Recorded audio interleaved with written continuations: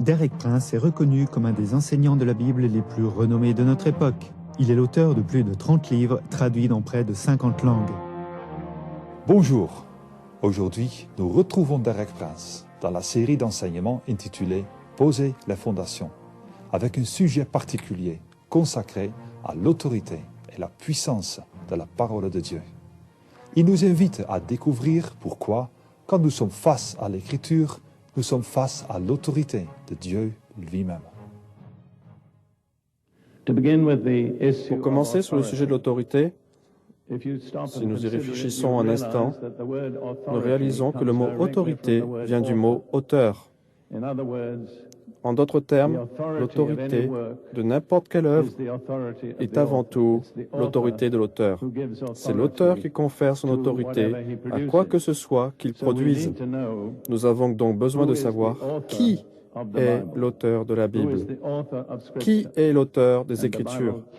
La Bible répond clairement à cette question dans 2 Timothée 3,16.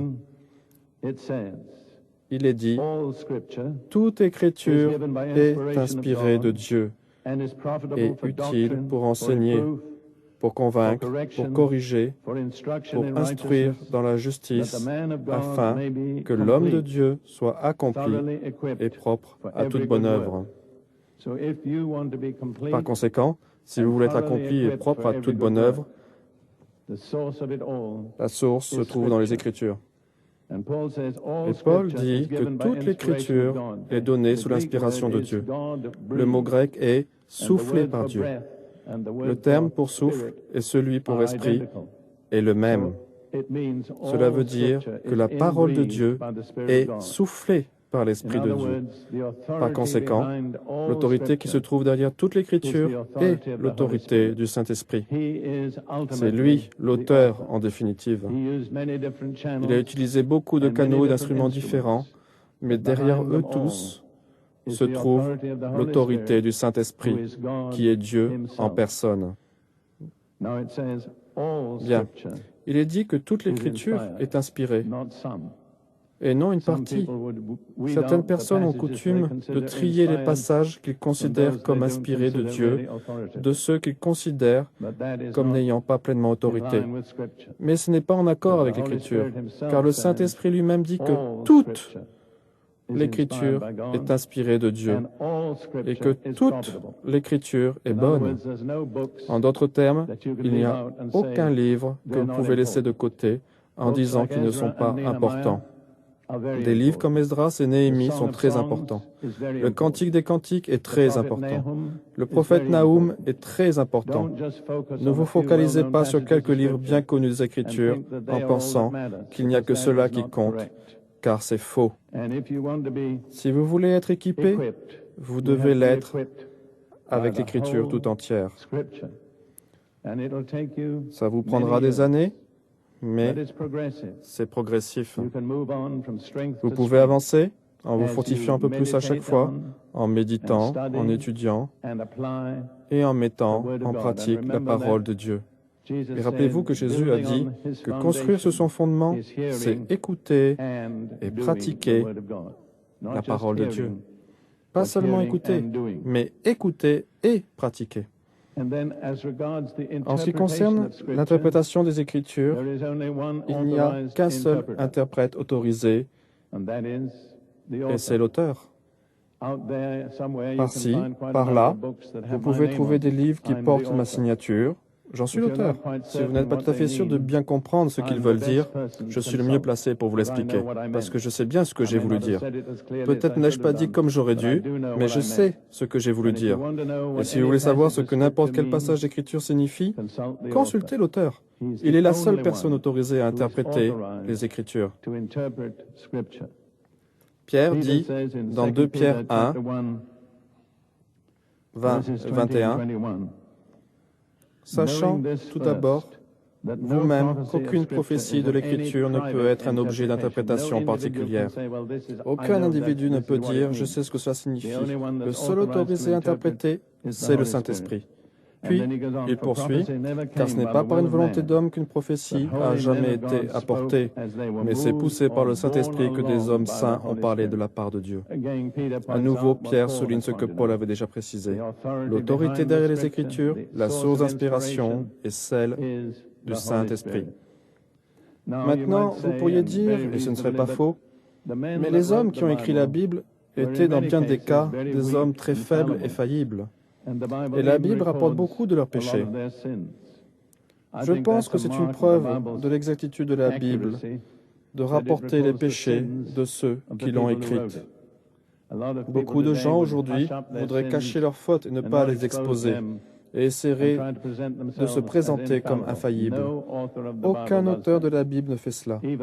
Même David, qui est l'auteur de la plupart des psaumes, ses graves péchés sont rapportés afin que tous puissent les lire.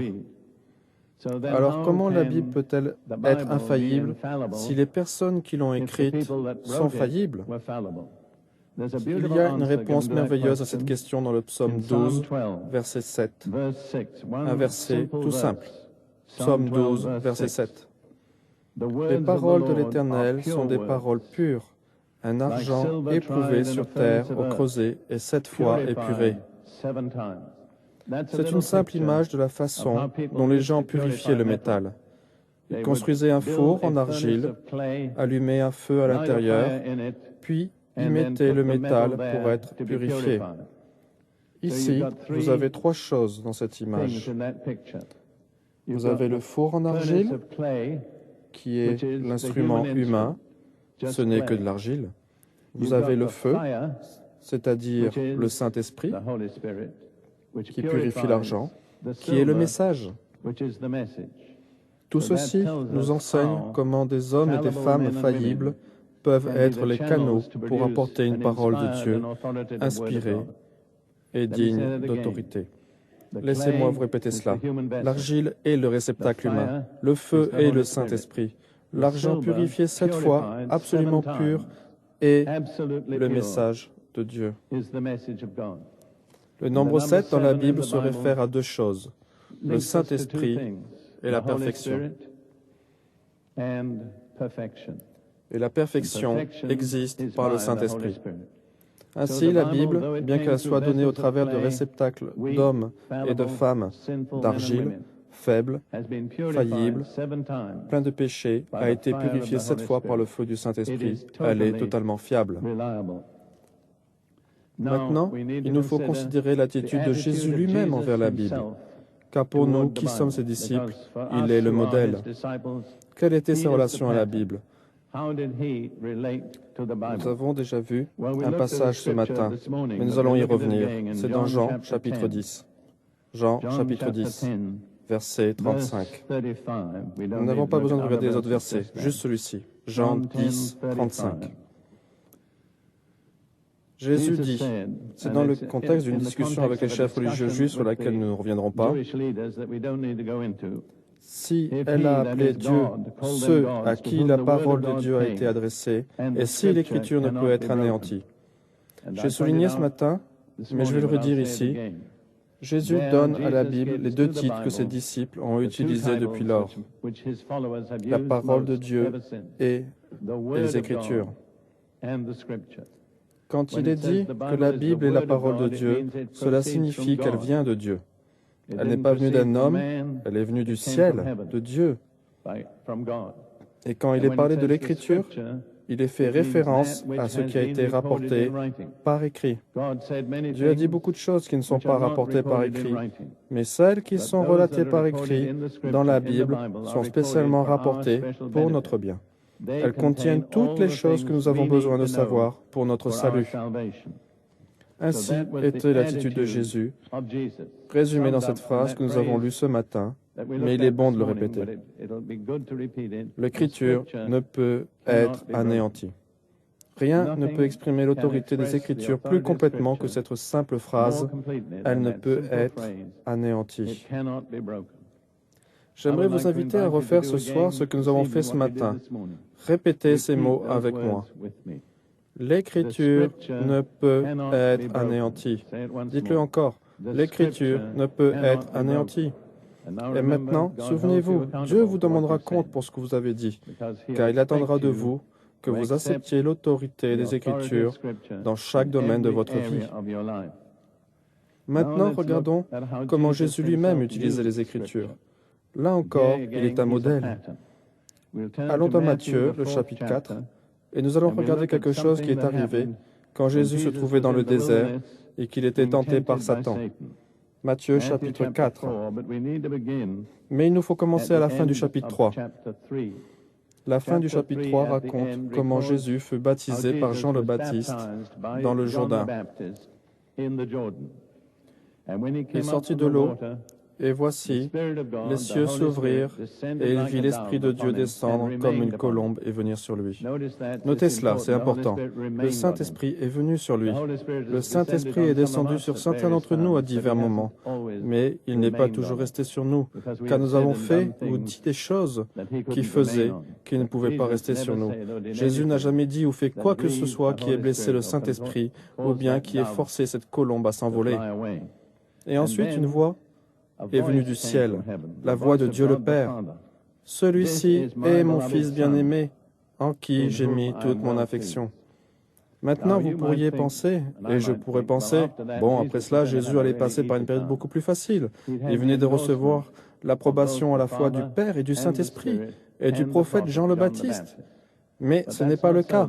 Ce qui s'est passé ensuite, c'est qu'il s'est retrouvé dans le désert, à jeûner pendant 40 jours, et à être tenté par Satan.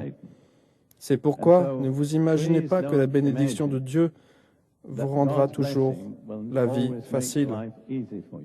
En fait, d'une certaine façon, cela peut rendre la vie plus difficile, car Satan s'oppose d'autant plus à ceux qui ont été oints par le Seigneur. Et dans l'évangile de Luc, nous n'allons pas le lire, il est dit que Jésus fut conduit par le Saint-Esprit dans le désert. Mais à l'issue des 40 jours de jeûne, il en est sorti dans la puissance du Saint-Esprit. Ce sont deux choses différentes. Une chose est d'être conduit par le Saint-Esprit, c'est autre chose de bouger et d'opérer dans la puissance du Saint-Esprit. Et Jésus ne fit pas cela avant d'avoir eu sa confrontation avec Satan et d'avoir gagné. Et à des degrés différents, cela s'appliquera à chacun d'entre nous. Il nous faudra surmonter des tentations et des oppositions afin d'évoluer dans la puissance du Saint-Esprit. Quand le tentateur, Satan, vint à lui dans Matthieu 4, la première chose qu'il essaya fut de le faire douter. Et c'est presque toujours la première approche de Satan. Il ne veut pas tout de suite renier la parole de Dieu, il va la remettre en question. Il va vous amener à douter d'elle. C'est ce qui est arrivé tellement souvent dans l'histoire de l'Église qu'il n'a jamais eu à chercher une autre tactique, parce que ça marchait à tous les coups. Mais ne laissez pas cela réussir en vous. Vous voyez donc que la première chose que Satan dit à Jésus au chapitre 4 de Matthieu, verset 3, le tentateur s'approcha et lui dit, « Si tu es le Fils de Dieu, ordonne que ces pierres deviennent des pains. » Auparavant, Dieu avait juste parlé depuis les cieux. Il avait dit, « Celui-ci est mon Fils bien-aimé. » Mais Satan lui lançait un défi pour qu'il arrive à douter de ce qu'il avait réellement entendu. « Si tu es le Fils de Dieu, alors fais quelque chose qui le prouve. Transforme ces pierres en pain. » Mais Jésus répondit, « Il est écrit, l'homme ne vivra pas seulement de pain. » Entre parenthèses, il est intéressant de noter que les trois réponses que Jésus fait à Satan sont toutes extraites du livre du Deutéronome. Et il est également intéressant de remarquer que ni Jésus ni le diable ne remettent jamais en question l'autorité du livre du Deutéronome. Alors pourquoi perdre votre temps à le faire?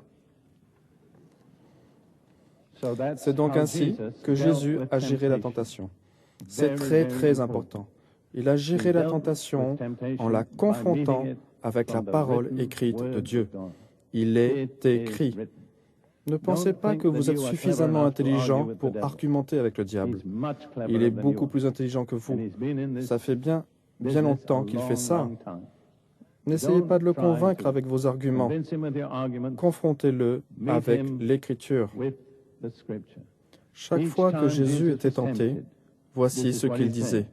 Il est écrit, il est écrit, il est écrit. Et chaque fois que Jésus disait cela, Satan changeait de sujet. Il savait qu'il ne pouvait rien rétorquer face aux Écritures. Alors ne soyez pas tentés de gagner contre Satan avec votre philosophie ou votre théologie. Contentez-vous de lui répondre avec la parole écrite de Dieu. Vous voyez, Jésus ne fit pas l'erreur qu'avait commise Ève. Si vous revenez au commencement de l'histoire humaine dans Genèse 3, les premiers versets, il est dit, le serpent, qui était Satan dans une forme physique, était le plus rusé de tous les animaux des champs que l'Éternel Dieu avait fait. Il dit à la femme, Dieu a-t-il réellement dit, vous ne mangerez pas de tous les arbres du jardin? Qu'a-t-il essayé de lui faire faire en premier? Douter, c'est sûr. Et quand vous doutez, l'étape suivante est l'incrédulité, puis la suivante, la désobéissance. Gardez cela en mémoire, n'entretenez pas le doute. Ève a fait l'erreur de croire qu'elle pouvait rencontrer le diable sur son terrain. Donc elle lui a donné une réponse, eh bien nous pouvons manger de chaque arbre. Elle ne voulait pas reconnaître qu'il y avait une restriction, à l'exception de l'arbre qui est au milieu du jardin, qui était l'arbre de la vie. Et à son sujet, elle dit, Dieu a dit, vous ne le toucherez pas, ni ne le mangerez, sinon vous mourrez. Remarquez bien la réponse du diable. Le serpent dit à la femme, vous ne mourrez point. Voilà où il voulait en venir. Il commence en questionnant, mais il continue en niant. Et si vous étudiez l'histoire de l'Église, durant les 100 dernières années ou plus, vous vous rendrez compte que partout où Satan a persuadé les théologiens ou les prédicateurs ou qui que ce soit d'autre de remettre en question les Écritures, il les a toujours amenés au point de la nier réellement. Ne vous mettez pas sur cette pente fatale. L'Écriture est digne d'autorité. C'est la parole de Dieu. Acceptez ces faits. Vivez par elle. Répondez au diable par elle. Il ne peut rien répliquer face à la parole de Dieu. Dans Éphésiens 6,17, Paul dit « Prenez l'épée de l'Esprit, qui est la parole de Dieu. » Vous savez probablement qu'il existe deux mots en grec pour désigner parole. L'un est logos, l'autre rhéma. Logos est le conseil global et éternel de Dieu. Rhéma est la parole prononcée par Dieu. Et c'est ce mot-là qui est utilisé dans Éphésiens 6,17. En prenant l'esprit de l'Esprit, qui est le rhéma de Dieu, la parole prononcée de Dieu. Et vous devez affronter le diable. Vous devez l'affronter en prononçant la parole de Dieu. La Bible ne vous protégera pas si elle reste seulement sur votre étagère, ou même si elle est sur votre table de chevet. Cela marche seulement quand vous la citez. Il faut que vous la preniez dans votre bouche et que vous la prononciez par vous-même. Alors là, elle devient une épée pointue, tranchante, de laquelle s'écarte le diable. Il ne peut rien lui répliquer. Maintenant, regardons également ce que dit Jésus au sujet de l'autorité de la parole écrite de Dieu. Vous rappelez-vous ce que je vous ai dit? Le mot écriture désigne la parole écrite de Dieu. Et Jésus dit dans Matthieu 5, versets 17 et 18, « Ne croyez pas que je suis venu pour abolir la loi ou les prophètes. » Ceci était la façon juive de parler de ce qu'on appelle l'Ancien Testament, la loi et les prophètes. Je suis venu non pour abolir, mais pour accomplir. En vérité, je vous le dis, jusqu'à ce que le ciel et la terre passent, pas un seul iota, pas un seul trait de lettre de la loi ne passera jusqu'à ce que tout soit arrivé. Le mot iota est trait de lettre. Iota en hébreu, yud, est la plus petite lettre de tout l'alphabet hébreu.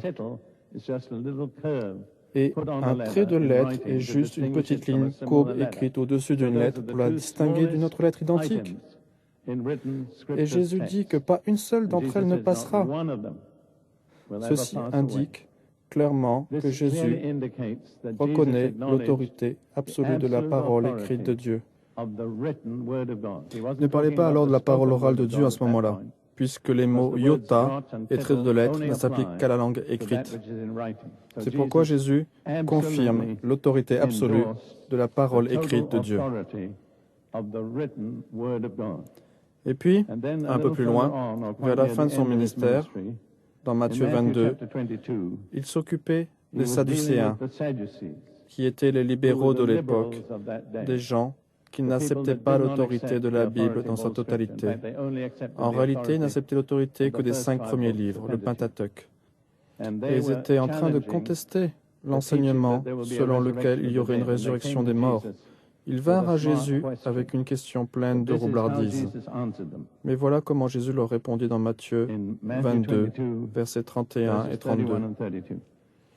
Pour ce qui est de la résurrection des morts, n'avez-vous pas lu ce que Dieu vous a dit? Je suis le Dieu d'Abraham, le Dieu d'Isaac, le Dieu de Jacob. Dieu n'est pas Dieu des morts, mais des vivants. Remarquez comment Jésus présente l'application de cette écriture. Ces mots ont été écrits par Moïse environ 14 siècles plus tôt. C'étaient vraiment des mots prononcés par le Seigneur directement à Moïse. Mais Jésus ne les présente pas comme quelque chose qui aurait été dit à Moïse 14 siècles auparavant. C'est très puissant. Il dit, « N'avez-vous pas lu ce qui vous a été dit par Dieu ?» Vous comprenez? L'Écriture n'est jamais obsolète. Ce n'est jamais le récit de l'intelligence humaine. Elle est Dieu. Et même si elle a été écrite 3000 ans auparavant, elle est encore Dieu, s'adressant à vous aujourd'hui. Voilà l'autorité des Écritures, comme Jésus l'a compris. Maintenant, il nous faut voir également comment la vie de Jésus a accompli les Écritures. Si vous regardez tout au long du Nouveau Testament, vous découvrirez que dans 18 passages différents, il est dit que chaque chose arrivait dans la vie de Jésus afin que l'Écriture soit accomplie. En d'autres termes, non seulement il croyait les Écritures, non seulement il proclamait les Écritures, mais il obéissait aux Écritures. Sa vie entière était l'accomplissement des Écritures. Vous pouvez considérer différents aspects de sa vie, mais nous n'allons en voir que 4. Sa naissance, sa vie humaine, sa mort et sa résurrection. Sur toutes ces choses, l'Écriture dit qu'elles ont eu lieu afin que l'Écriture soit accomplie. Jésus ne pouvait en aucune manière avoir plus avalisé l'autorité des Écritures qu'ainsi. Maintenant, tournons-nous vers le Nouveau Testament. Quelle est l'autorité qui se trouve derrière le Nouveau Testament? Vous serez étonné d'apprendre que c'est la même que derrière l'Ancien Testament. Regardons à 2 passages dans lesquels Jésus parle à ses disciples. Dans Jean 14, versets 25-26, Jésus prend congé de ses disciples. Il est en train de les préparer au fait qu'il va les quitter et il dit, « Je vous ai dit ces choses pendant que je demeure avec vous, mais l'aide, l'Esprit Saint, c'est le titre du Saint-Esprit, l'aide, quelquefois il est appelé le Consolateur, l'Esprit Saint que le Père enverra en mon nom vous enseignera toutes choses et vous rappellera tout ce que je vous ai dit. » Ainsi, l'autorité derrière les écrits des apôtres est l'autorité du Saint-Esprit. Et Jésus dit qu'il fera 2 choses. Tout ce que je ne vous ai pas enseigné, il vous l'enseignera. Et tout ce que j'ai dit que vous pourriez avoir oublié, il vous le remettra en mémoire. C'est pourquoi le récit des évangiles ne dépend pas de la mémoire humaine, il dépend de la vérité du Saint-Esprit. Puis, à nouveau, dans l'évangile de Jean, chapitre 16, versets 12 à 14, la même chose est rappelée. Jésus dit à ses disciples, « J'ai encore beaucoup de choses à vous dire, mais vous ne pouvez pas les porter maintenant. Quand le Consolateur sera venu, l'Esprit de vérité, laissez-moi souligner que Jésus brise les lois de grammaire pour insister sur le fait que le Saint-Esprit n'est pas cela, mais il. Je ne peux m'appesantir là-dessus car c'est trop compliqué, mais selon la grammaire grecque, il aurait dû dire cela. Et il ne l'a pas fait. Il a dit il. C'est-à-dire, s'il vous plaît, comprenez bien que le Saint-Esprit n'est pas juste quelque chose, c'est quelqu'un. C'est une personne. Vous devez être en relation avec lui en tant que personne. Quand lui, l'Esprit de vérité, sera venu, il vous conduira dans toute la vérité, car il ne parlera pas de lui-même, mais il dira tout ce qu'il aura entendu, et il vous annoncera les choses à venir. Là encore, Jésus dit, « Quel que soit l'enseignement dont vous avez besoin et que vous n'avez pas encore reçu, il vous sera donné par le Saint-Esprit. » Puis il dit, « Il ne parlera pas de lui-même, mais il dira tout ce qu'il aura entendu et il vous annoncera les choses à venir. » Puis au verset suivant, « Il me glorifiera parce qu'il prendra de ce qui est à moi et vous l'annoncera. Laissez-moi vous faire remarquer une autre importante caractéristique du Saint-Esprit. Il glorifie toujours Jésus. Et si vous êtes confronté à des manifestations spirituelles qui ne glorifient pas Jésus, mais qui donnent gloire à un homme ou qui va dans une autre direction, vous pouvez être sûr que cela ne vient pas du Saint-Esprit. Parce que le ministère suprême du Saint-Esprit est de révéler et de glorifier Jésus. Voilà un bon moyen de tester les esprits. La Bible dit que nous devons mettre à l'épreuve les esprits. Et vous pouvez ainsi tester si une chose vient du Saint-Esprit. Un test très fiable et qui glorifiera Jésus. S'il ne le fait pas, cela peut sembler très bon. Cela peut sembler très spirituel. Cela peut être prononcé d'une voix forte et retentissante. Mais cela ne vient pas du Saint-Esprit, car il ne glorifiera personne d'autre que Jésus.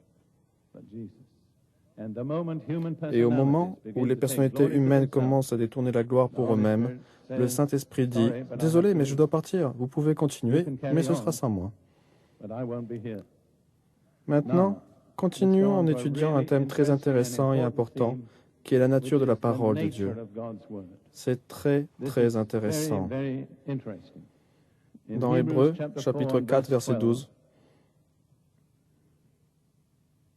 nous avons une sorte d'analyse de la nature de la parole de Dieu. Hébreux 4, 12. Car la parole de Dieu est vivante et efficace, plus tranchante qu'une épée quelconque à deux tranchants. Vous noterez qu'elle est à nouveau comparée à une épée. Pénétrante jusqu'à partager âme et esprit, jointure et moelle, elle juge les sentiments et les pensées du cœur. Ainsi, la parole de Dieu n'est pas morte. Elle ne se résume pas seulement à des traces noires sur une feuille de papier. Ce n'est pas seulement du son prononcé par la bouche d'un prédicateur. Elle est vivante, elle vit. Et partout où elle s'installe, elle apporte la vie. La parole de Dieu est vivante et puissante. Merci Seigneur qu'elle est puissante. Elle est plus puissante que tous les mensonges dont Satan a rempli le monde. La parole de Dieu est la réponse ultime. Et ensuite il dit, pénétrante jusqu'à partager âme et esprit. Ceci est très intéressant. Nous espérons que ce message vous a enrichi. Si vous désirez plus d'informations et recevoir un catalogue de plus de 80 titres de livres et de cassettes audio et vidéo, merci de contacter Derek Prince Ministries France, boîte postale 31 34 210 Olonzac, France. Téléphone 04 68 91 38 72.